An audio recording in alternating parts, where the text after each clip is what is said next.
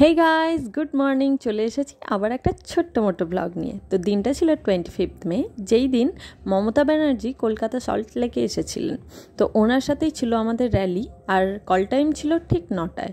তাই দেরি না করে সকাল 7টার সময় বেরিয়ে পড়েছিলাম।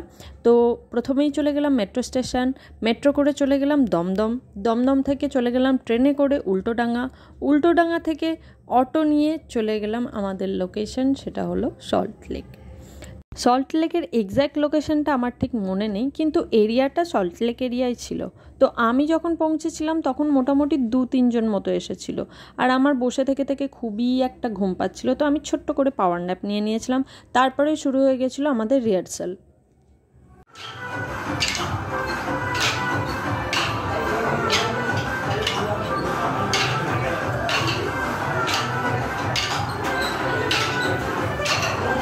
তো রিহার্সাল শেষ হতে না হতেই চলে আসেন আমাদের ড্রেসার দাদা, সবার প্রিয় ঋতুরাজ দা।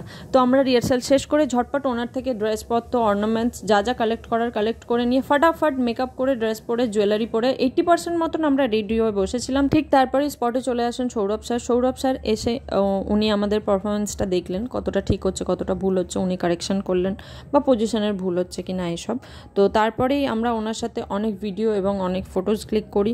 তো এইসব করার পরে আমরা করে নিই লাঞ্চ, আর লাঞ্চে থাকে আমাদের জাতীয় খাবার, ডান্সারদের জাতীয় খাবার বিরিয়ানি। তো বিরিয়ানি আমরা খাওয়া শেষ করে বেরিয়ে পড়ি স্পটের উদ্দেশ্যে। আর স্পটে যাওয়ার সময় কি করছিলাম সেটা তোমরাই দেখতে থাকো। আমরা বাসে করে এখন যাচ্ছি শোতে, ধর্মতলা দেখাবো আস্তে আস্তে অনেক ভিডিও। এই যে বাইরে সবাই ভেতরে দেখো কত ভিড়, 20 টাকা না 10 টাকা দেবে, বাসে করে আমরা যাচ্ছি যাচ্ছি যাচ্ছি।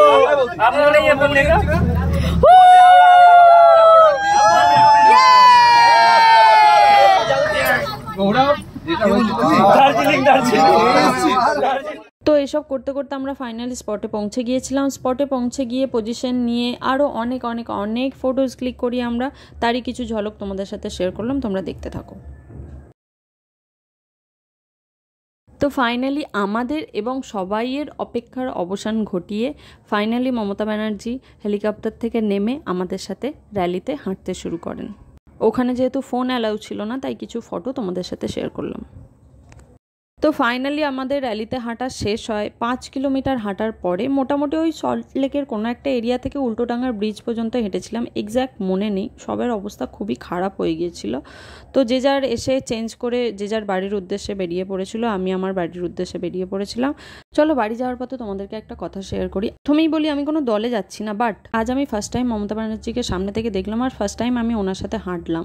এই বয়সেও যে ওনার হাঁটার স্পিড, সত্যিই আমরা কেউ পেরে উঠছিলাম না। মানে ওনাকে হ্যাটস অফ, সিরিয়াসলি। মানে আমাদের লিটারেলি পায়ে ফোসকা পড়ে গিয়েছিল কয়েকজনের, আমারও পড়েছিল। ক্যামেরায় কতটা বোঝা যাচ্ছে আমি বোঝাতে পারবো না। তো যাই বা হোক, ফেরার পথে বোনটির জন্য কয়েকটি কিউট কিউট লজেন্স এনেছিলাম। তো আজকের ব্লগটা এখানেই এন্ড করছি। ভালো লাগলে অবশ্যই লাইক, শেয়ার, কমেন্ট করতে একদম ভুলো না। টাটা।